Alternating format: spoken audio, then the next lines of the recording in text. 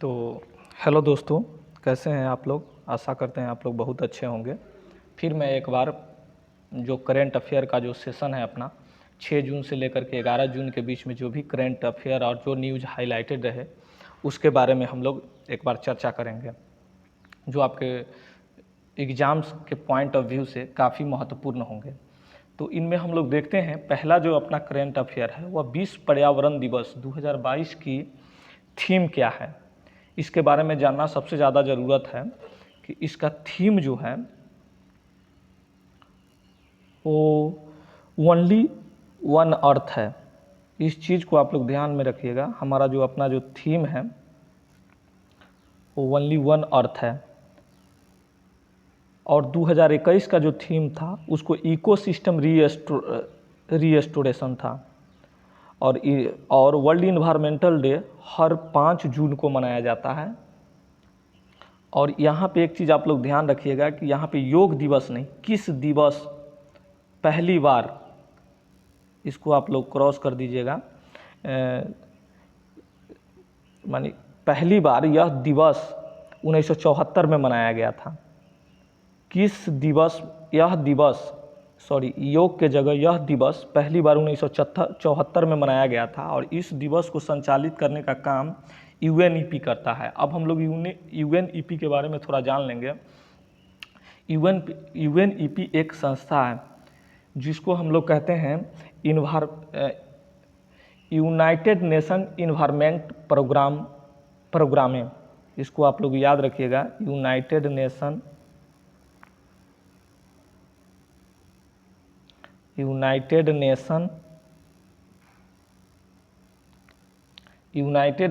Environment programme है, जो आपको यह काफ़ी ज़्यादा न्यूज़ हाईलाइटेड रही, इसीलिए आप इसको याद ज़रूर रखिएगा।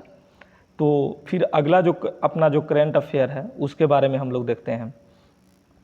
अगला जो करेंट अफेयर है उसमें लिखा हुआ है कि चर्चा में रहा पुनीत सागर अभियान किसके द्वारा चलाया गया। तो ये पुनीत सागर अभियान जो है इसके बारे में थोड़ा जान लीजिए। पुनीत सागर अभियान जो है वह आपको जो साफ सफाई से जुड़ा हुआ अभियान है, और यह झीलों सहित झीलों और समुद्र तट और जो नदी में जो कूड़े कचरा है उसको साफ करने के लिए एनसीसी द्वारा चलाया गया।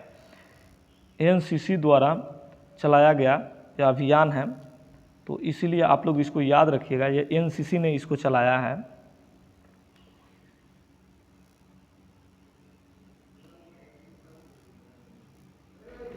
एनसीसी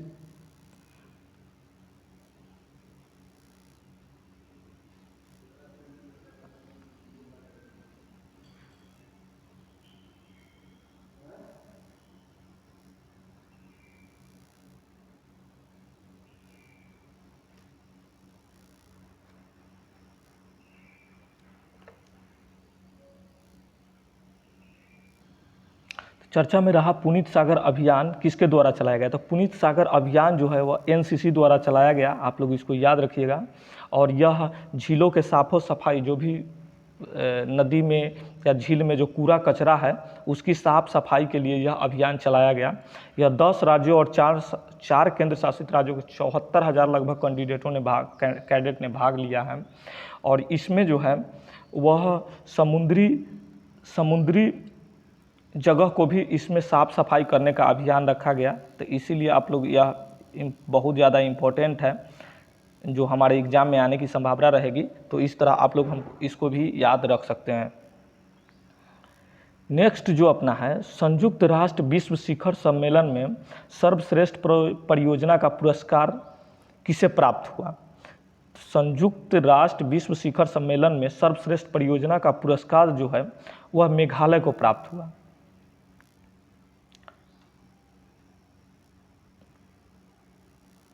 वह मेघालय को प्राप्त हुआ, और इसके बारे में हम लोग जान लेते हैं कि मेघालय भारत का एकमात्र परियोजना है, जिसको भारत का एकमात्र परियोजना है जिसको यूनाइटेड नेशन अवार्ड दिया गया। और यह जो सबमिट जो हुआ है world summit on the information society, यह जो अवार्ड है वह स्विट्ज़रलैंड के जिनेवा में संपन्न हुआ। तो आप लोग याद रख सकते हैं, जिनेवा में यह संपन्न हुआ है, जिनेवा में संपन्न हुआ। और इसलिए इसमें कुछ खास नहीं है, यह एक स्टेट, पार्टिकुलर स्टेट के लिए यह बहुत इम्पोर्टेंट हो जाती है, तो इसीलिए हमने इसको डाला है, जो काफ़ी न्यूज़ में हाईलाइटेड रहा।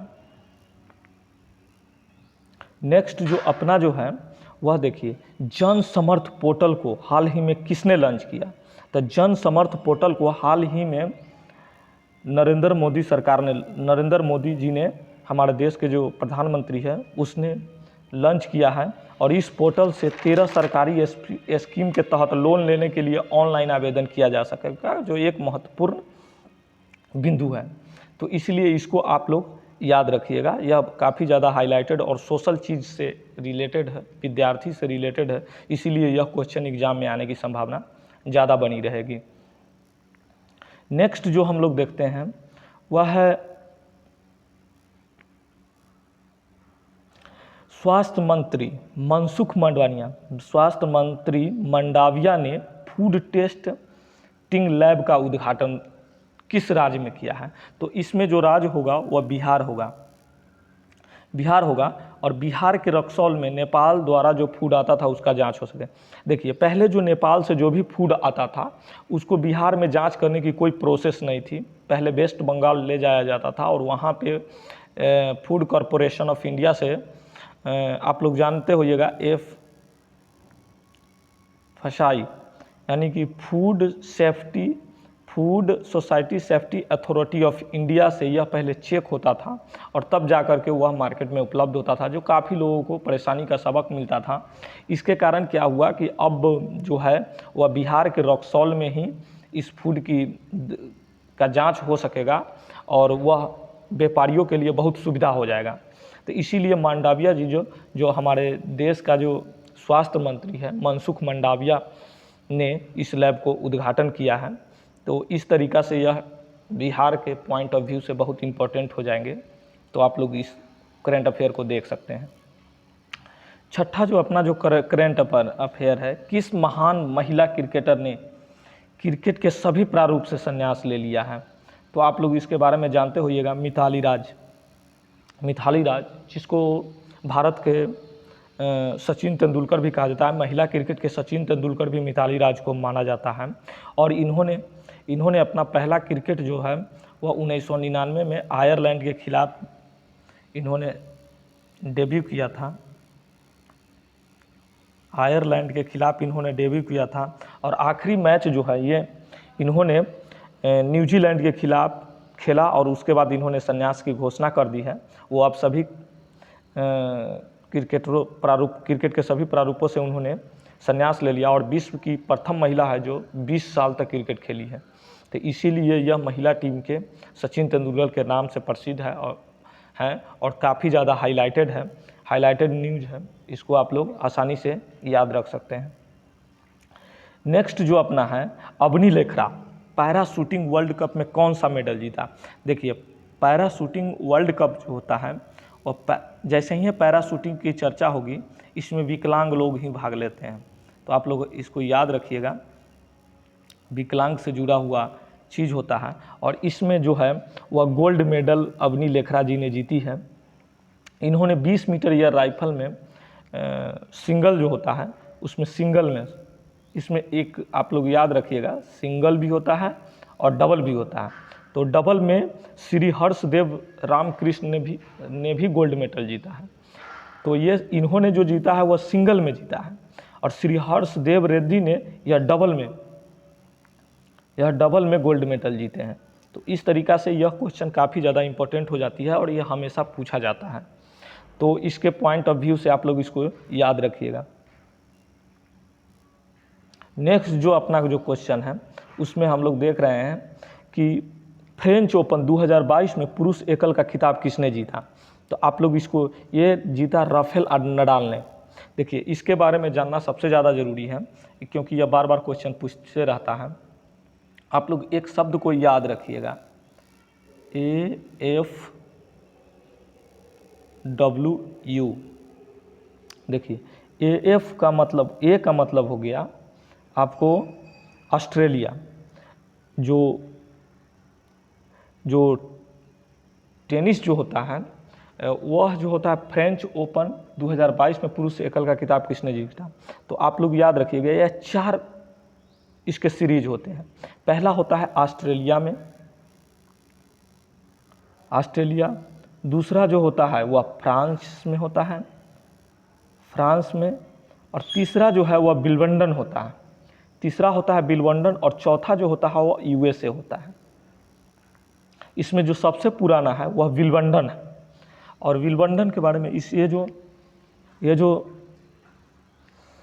4 चीज़ जो है इसमें आप लोग देखिएगा कि पहला जो वर्ष के जो पहले में स्टार्ट होता है वो ऑस्ट्रेलिया ओपन होता है, जिसमें राफेल नडाल ने मेदवेदेव को हराया था। और दूसरा जो हुआ वह क्या हुआ कि फ्रेंच हुआ, और इसमें जो है वो राफेल नडाल ने नॉर्वे के कैस्पर रूड को हराया।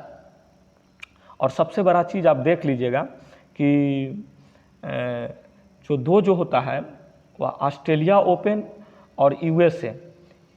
ऑस्ट्रेलिया और USA जो होता है वह आपको हार्ड कोर्ट पर खेला जाता है, और फ्रेंच और विंबलडन जो होता है वह मिट्टी पर खेला जाता है। तो आप लोग इसको भी याद रख लीजिएगा। और इस तरह से आपने देखिएगा कि 14 बार फ्रेंच ओपन जीता है राफेल नडाल ने, और 4 बार USA ओपन जीता है। 14 बार फ्रेंच ओपन, 4 बार US ओपन, और 2 बार ऑस्ट्रेलियन ओपन, और 2 बार विंबलडन। तो इसीलिए यह सबसे ज़्यादा आगे चल रहे हैं और सबसे ज़्यादा इन्होंने जीत करके वर्ल्ड रिकॉर्ड बनाया है। तो इस तरह आपको यह एग्जाम पॉइंट ऑफ व्यू से महत्वपूर्ण हो जाएंगे। नेक्स्ट जो अगला जो होता है, अगला के बारे में हम लोग देखते हैं कि हाल ही में किस बैलिस्टिक मिसाइल का सफल परीक्षण किया गया। तो भारत ने हाल ही में अग्नि 4 बैलिस्टिक मिसाइल का सफल परीक्षण किया है अग्नि 4 मिसाइल का, और इसका जो है रेंज जो है वह 4000 किलोमीटर है। 4000 किलोमीटर है इसका रेंज है, 4000 किलोमीटर। और यह उड़ीसा के APJ अब्दुल कलाम द्वीप से लॉन्च हुआ है। तो इसलिए आप लोग इसको याद रखिएगा कि उड़ीसा के APJ अब्दुल कलाम रेंज से लॉन्च हुआ। और बैलिस्टिक का मतलब सबसे पहले समझिए, बैलिस्टिक का मतलब है कि पहले यह ऊपर जाएगा, इस तरह का कर्व बनाएगा, पहले यह ऊपर जाएगा और फिर नीचे आकर के यह टारगेट को लॉन्च करेगा, टारगेट के ऊपर हिट करेगा। तो इस तरीके से बैलिस्टिक मिसाइल जो होगा पहले ऊपर जाएगा, फिर नीचे आकर के किसी जो स्पेसिफिक उसका टारगेट है उसको लॉन्च करेगा। यह उड़ीसा के चांदीपुर, आप लोग याद रखिएगा, उड़ीसा के चांदीपुर में APJ अब्दुल कलाम जो द्वीप है वहाँ से इसको लॉन्च किया गया है। तो इसीलिए एग्जाम पॉइंट ऑफ व्यू से ये काफ़ी ज़्यादा महत्वपूर्ण हो जाते हैं। नेक्स्ट जो है अपना वह PM मोदी ने आज़ादी का अमृत महोत्सव सीरीज के कितने रुपए के नए सिक्के जारी किए। 1 रुपये, 2 रुपये और 5 रुपये, 10 रुपये और 20 रुपये और उपरोक्त सभी। इसमें देखिए मोदी जी ने ये सभी सिक्के अमृत महोत्सव में लागू किए हैं। PM मोदी ने आज़ादी का अमृत महोत्सव सीरीज के कितने रुपये के नए सिक्के जारी किए, तो ये सभी रुपये जारी किया गया है। और आप लोग इसमें देखिएगा कि ये जो अमृत महोत्सव का जो सप्ताह था वह 6 से 11 जून 2022 तक था, और इसी में इसको लॉन्च किया गया है। इसको दृष्टिबाधित भी आसानी से पहचान सकते हैं। तो इसीलिए यह काफ़ी इम्पोर्टेंट हो जाता है। अमृत महोत्सव से जो भी क्वेश्चन आपको एराइज होगा उसको आप लोग याद करने का कोशिश कीजिएगा, यह काफ़ी इम्पोर्टेंट है और यह बार बार पूछ लिया जाता है। अब हम लोग देखते हैं कि नहीं ने कितने घंटों में 75 किले लंबे राजमार्ग का निर्माण करके नया गिनीज वर्ल्ड रिकॉर्ड बनाया है। तो इसमें आप लोग देखिएगा कि 105 घंटे 33 मिनट है। इसको आप लोग 105 घंटे 33 मिनट को याद रखिएगा। और आपको थोड़ा नहीं के बारे में बता दें, नहीं जो है वह क्या करता है कि हाईवे जो है नहीं NH 43 NH53 जो आपको गुजरात, महाराष्ट्र, छत्तीसगढ़, CH हम लोग छत्तीसगढ़ को इंडिकेट करते हैं, छत्तीसगढ़ और उड़ीसा, और यह उड़ीसा से होकर के गुजरता है। और यह जो NH जो बना है वह महाराष्ट्र में है। महाराष्ट्र में एक जगह है अमरावती से अंकोला,